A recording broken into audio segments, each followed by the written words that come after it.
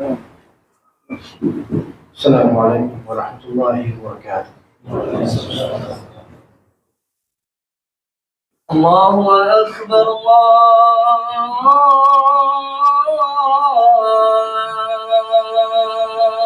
أكبر الله أكبر الله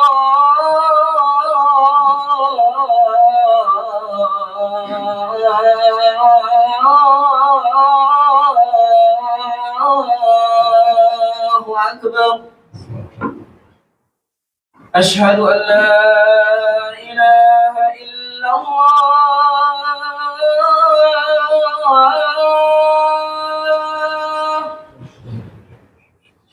أشهد أن لا إله إلا الله.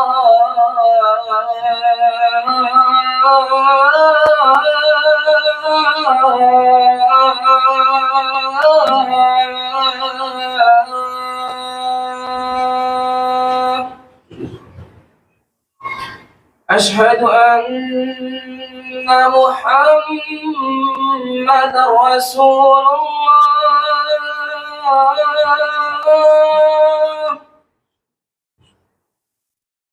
أشهد أن محمدا رسول الله.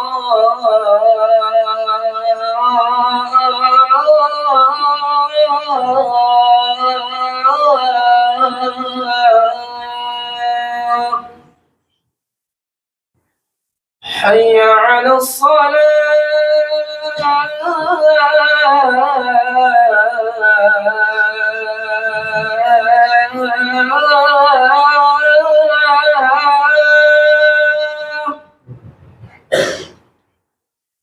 حي على الصلاة.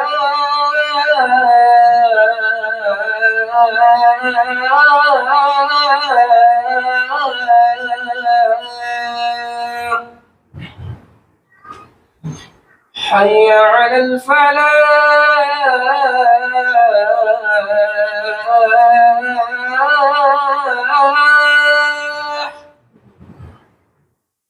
حي على الفلاح.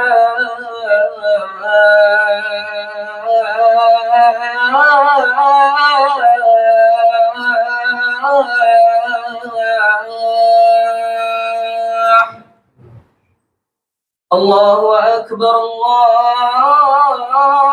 الله أكبر. لا إله إلا الله.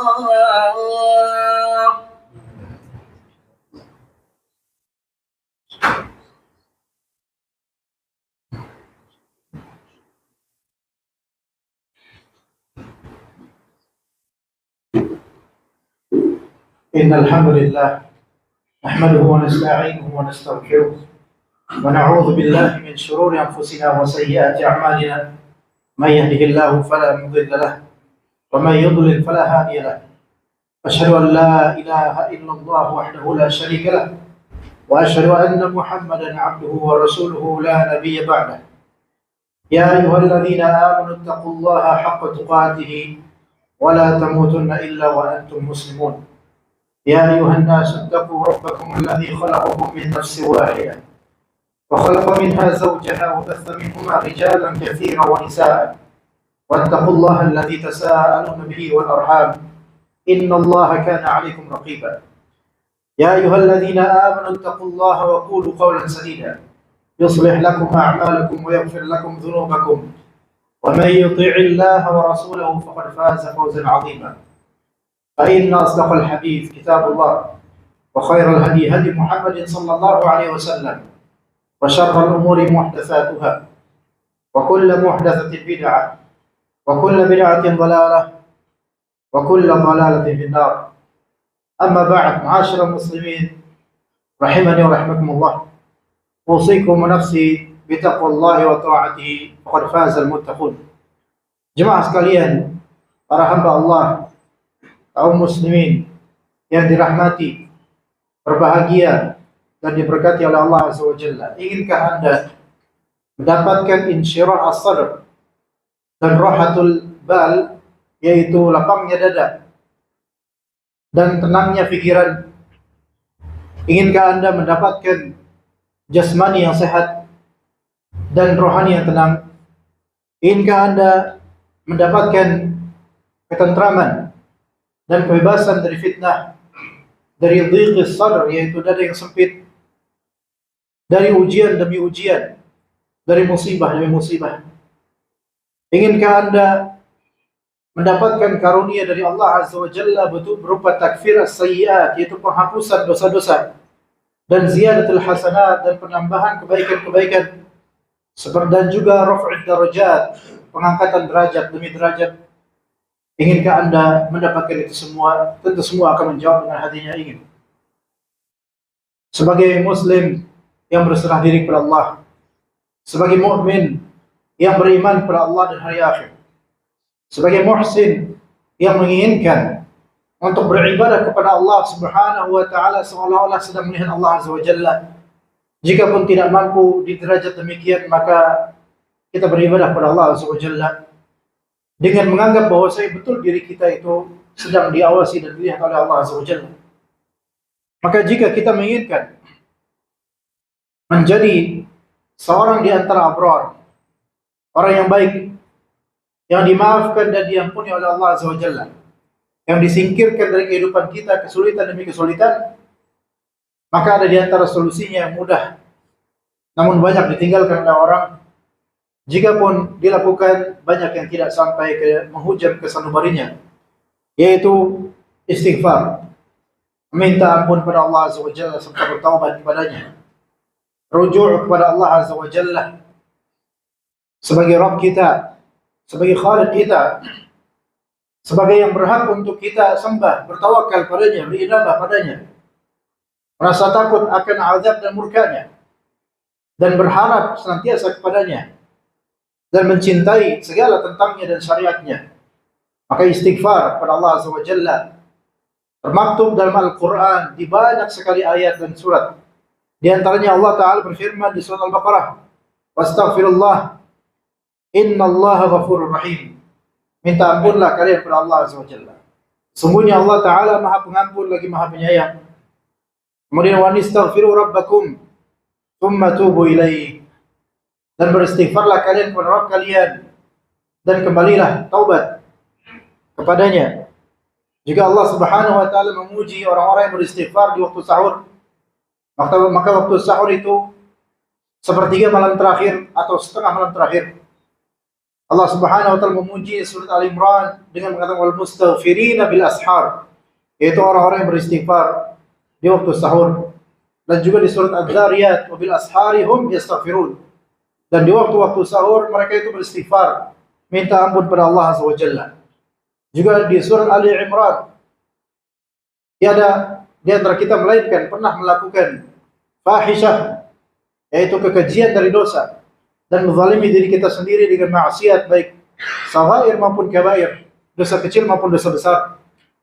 Namun Allah Ta'ala memberikan solusi agar maksiat, fahisyah, kekejian dan dosa-dosa tersebut ternetralisir dan terampuni. Maka kata Rabb kita Azza wa Jalla, walladzina idza fa'alu fahishatan aw zalamu anfusahum dzakarullaha fastaghfaru lidzunubihim wa man yaghfiru dzunuba illa Allah wa lam yusirru ala ma fa'alu wa hum ya'lamun. Yaitu orang-orang yang idza fa'alu fahisyah, orang-orang yang jika mereka melakukan fahisyah. Fahisyah kata sebagian ulama yaitu dosa besar. Aw zalamu anfusahum, atau mereka menzalimi diri-diri mereka. Sebagian ulama menafsirkan yaitu saghair, dosa-dosa kecil.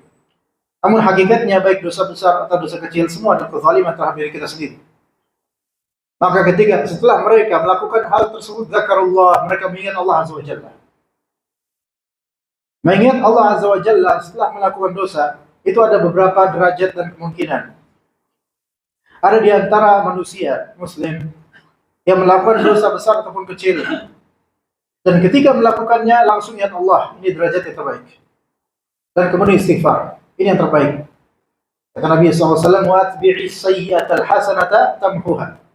Dan turutkanlah setelah keburukan dengan kebaikan, maka itu akan menghapus keburukan itu. Juga ada derajat yang lain, orang muslim mukmin yang melakukan dosa besar maupun kecil, selesai melakukannya kemudian dia mengingat Allah Azza wa Jalla. Ada yang seperti itu. Dan mungkin mengingat namun pending, tidak istighfar, tidak taubat, dan yang lebih baik adalah tentu segera istighfar dan taubat. Dan ada yang derajat berikutnya yang mungkin terendah namun tetap ada kebaikan, yaitu dia bermaksiat, selesai maksiat dia tidak ingat Allah Azza wa Jalla, baru ingat suatu ketika nanti. Dan kemudian ada derajat lainnya yang mana dia memang tidak ingat namun dia ingatkan oleh Allah Azza wa Jalla, melakukan dosa besar maupun kecil, tidak ingat Allah Azza wa Jalla kemudian, dan pada waktunya dia terkena musibah atau dihukum oleh Allah, diberikan azab di dunia ini, dan kemudian dia teringat dosa-dosanya. Derajat ini memang paling terendah namun bukan penghinaan, melainkan justru ini kasih sayang Allah Azza wa Jalla.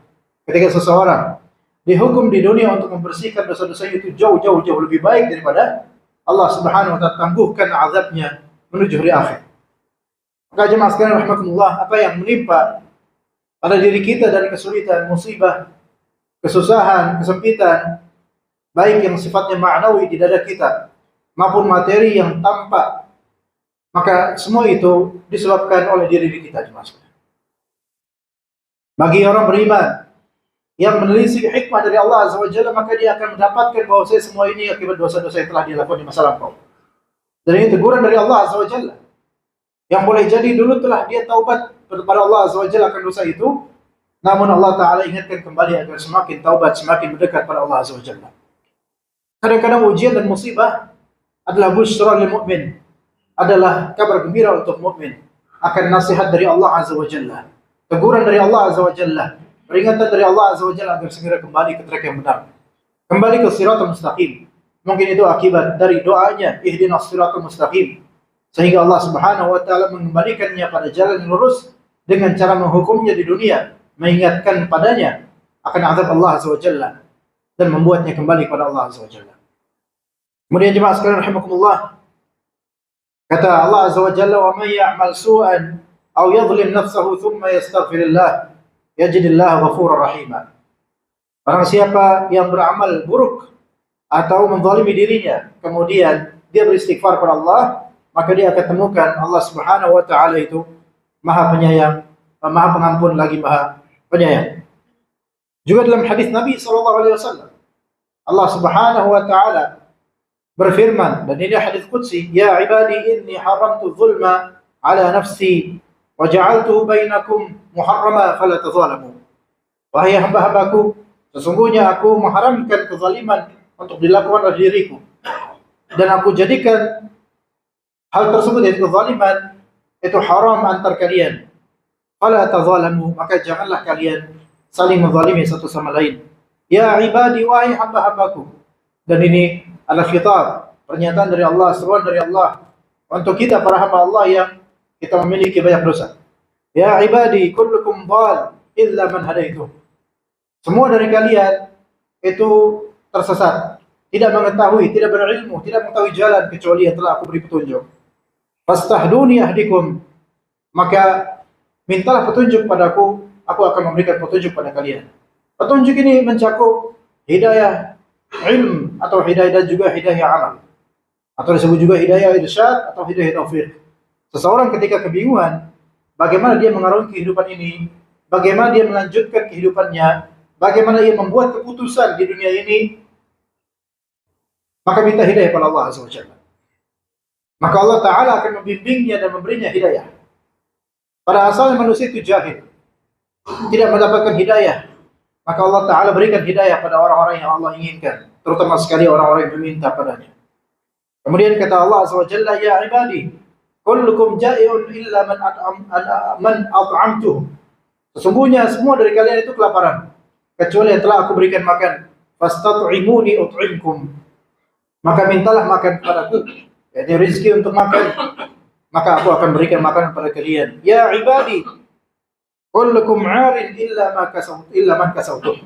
Wahai hamba-hambaku, sesungguhnya kalian semua itu telanjang, tak berpakaian kecuali yang telah aku berikan pakaian. Fastaksuni aksikum, maka mintalah pakaian padaku penutup aurat, maka aku akan memberikan pakaian pada kalian. Jemaah sekalian, Allah, pakaian material yang sedang kita pakai ini menutup aurat kita. Dan di antara zikir pagi petang, sebelum kita lanjutkan hadis qudsi tadi, di antara zikir pagi petang yang insya Allah akan menutup aurat kita dengan izin Allah Azza wa Jalla sebagai permohonan kita padanya, yaitu Allahumma astur aurati wa amin rawati. Allahumma astur aurati wa amin rawati. Allahumma ihfazni min bayni yadayya wa min khalfi wa an yamini wa an shimali wa min fawqi wa a'udzu bi'azamatika an uqtala min tahti. Allahumma astur aurati wa amin rawati. Ini kalimat yang sangat-sangat vital dan penting untuk kehidupan kita jemaah sekalian. Semua dari kita memiliki aurat. Semua dari kita pernah merasakan ketidaknyamanan dan ketidakamanan. Maka doa ini doa yang sangat magnificent untuk membentengi diri kita dari tersingkapnya aurat dan aib kita, dan juga dari membuncahnya rasa takut kita di dunia ini. Aurat manusia itu ada dua macam. Yang pertama aurat ma'nawiyah, yang kedua aurat hissiyah. Aurat ma'nawiyah itu dosa-dosa kita, itu semua aurat. Malu kita untuk menampakkan dosa kita. Aib-aib masa lalu kita itu semua aurat. Apa yang telah kita lakukan dari keburukan, yang mana kalau tampak dan tersikap di orang-orang, kita akan merasa malu, itu aurat. Aurat ma'nawiyah dari kelakuan dan tingkah kita. Maka Allah mastur aurati. Dan aurat yang kedua aurat hissiyah, yang mana laki-laki di antara pusar dan kedua lutut di antaranya, maka itu aurat hissiyah. Maka banyak-banyaklah jemaah sekalian, setiap hari di pagi dan petang kita zikir seperti ini agar Allah Subhanahu wa taala menutup aurat kita. Aib-aib masa lalu kita terkubur, biarkan, dan semoga Allah tutup juga di akhirat, bukan hanya di dunia. Wa amin rawati, dan berikanlah keamanan pada rasa takut yang menimpa saya.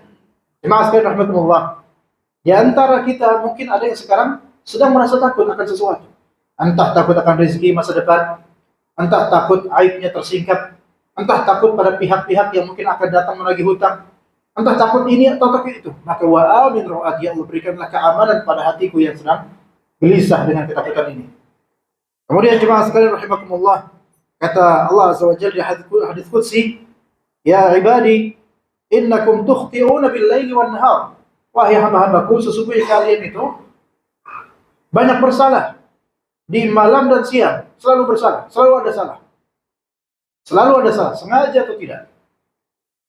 Dan setiap anak Adam disifati oleh Rasulullah SAW khatta'un, adalah orang-orang yang sering berbuat salah. Bukan hanya sekali, sering. Wa khairul khatta'ina at-tawwabun, dan sebaik-baik orang yang sering bersalah adalah yang sering taubat kepada Allah Azza wa Jalla. Maka kata Allah Azza wa Jalla dalam hadis ini, wa ana aghfiru dzunuba jami'a, dan aku mengampuni semua dosa, mampu mengampuni semua dosa. Fastaghfiruni aghfir lakum, maka minta ampunlah padaku, maka aku akan mengampuni kalian. Jemaah sekalian rahimakumullah, tidak ada dari kita yang suci bersih dari awal sampai akhir, melainkan pasti telah melakukan dosa, kecil maupun besar, continue ataupun berhenti. Dalam hadis riwayat Abu Hurairah radhiyallahu anhu, Rasulullah SAW bersabda, "Walladzi nafsi biyadihi, demi zat yang jiwaku ada di tangannya, lau lam tudhnibu la dhahaballahu bikum." Sekiranya kalian tidak melakukan dosa, Allah akan menghilangkan, melenyapkan kalian semua. Wala jaa qaumun yudhnibun, dan Allah Ta'ala akan menghadirkan kaum yang berdosa. Fayastaghfirullah fayaghfir lahum, fayastaghfirunallah fayaghfir lahum. Maka orang yang berdosa itu kemudian akan minta ampun pada Allah, dan Allah akan mengampuni mereka. Maka Allah Subhanahu wa taala menghendaki manusia ini banyak salahnya supaya mereka rujuk dan kembali kepada Allah, istighfar kepada Allah. Sebagaimana di dalam surat takdir di lembaran harian kita banyak berdosa. Yang Allah inginkan adalah kita senantiasa beristighfar kepada Allah Azza wa Jalla. Dan Rasulullah SAW beristighfar minimal 70 atau 100 kali dalam sehari, dan juga setelah sholat fardu, dan juga di momentum lainnya. Maka kita mohon kepada Allah Azza wa Jalla, semoga Allah jadikan kita sebagai mustaghfirin, orang-orang yang rajin beristighfar. Semoga Allah Subhanahu wa taala jadikan kita orang-orang yang ngerti diri kita dan posisi kita sebagai hamba yang banyak berdosa. Semoga Allah Subhanahu wa taala mudahkan diri kita untuk senantiasa zikir, dan mudahkan akhirat kita, mudahkan kubur kita, mudahkan sakaratul maut kita, sehingga tercatat untuk husnul khatimah pada diri kita. Allahumma amin. Sallallahu ala nabiyyina Muhammad wa ala alihi wa sahbihi ajma'in. Aqulu qawli hadha wa astaghfiruhu innahu huwal ghafurur rahim.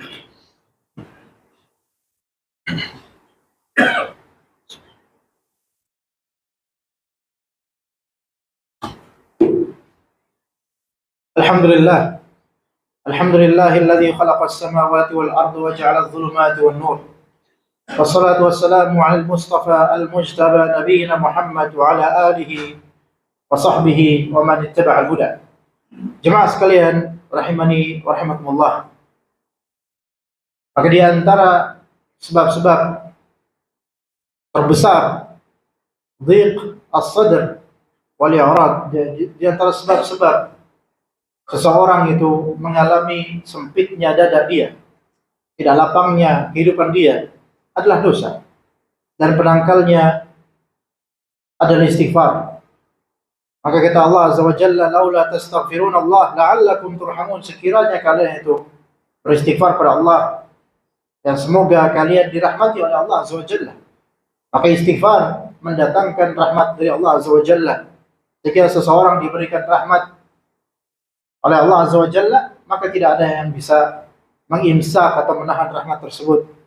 Maka jemaah sekalian rahimakumullah, juga kesempitan rezeki, maka senantiasa beristighfar untuk menangkalnya dan mengubahnya dengan izin Allah Azza wa Jalla.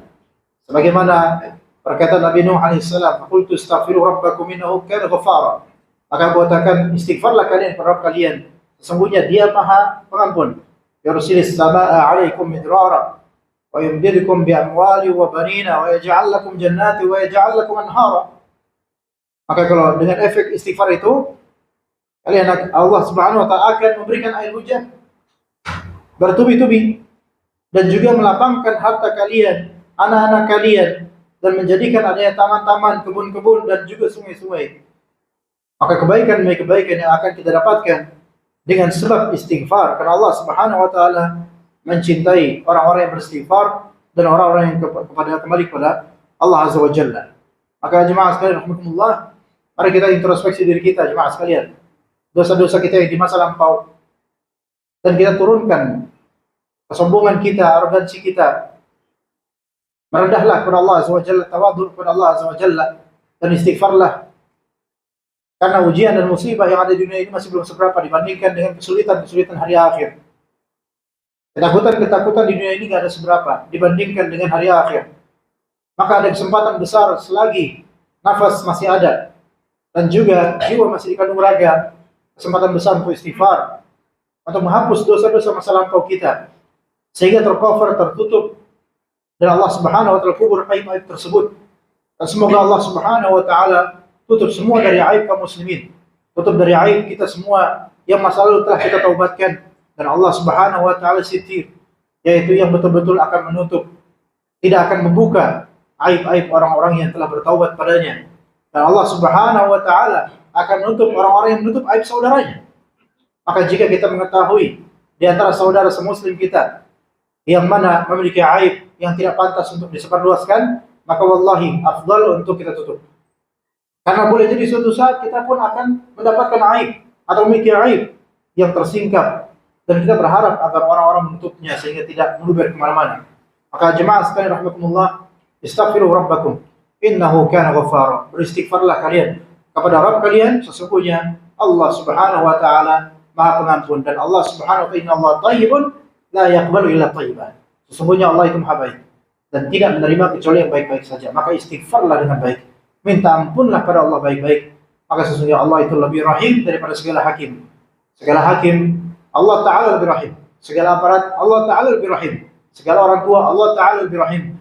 Dan Allah Ta'ala lebih merahmati dan menyayangi hambanya yang beriman dibandingkan seorang ibu yang anaknya hampir-hampir dimasukkan ke dalam api, dan ibu itu betul-betul sayang sama anaknya.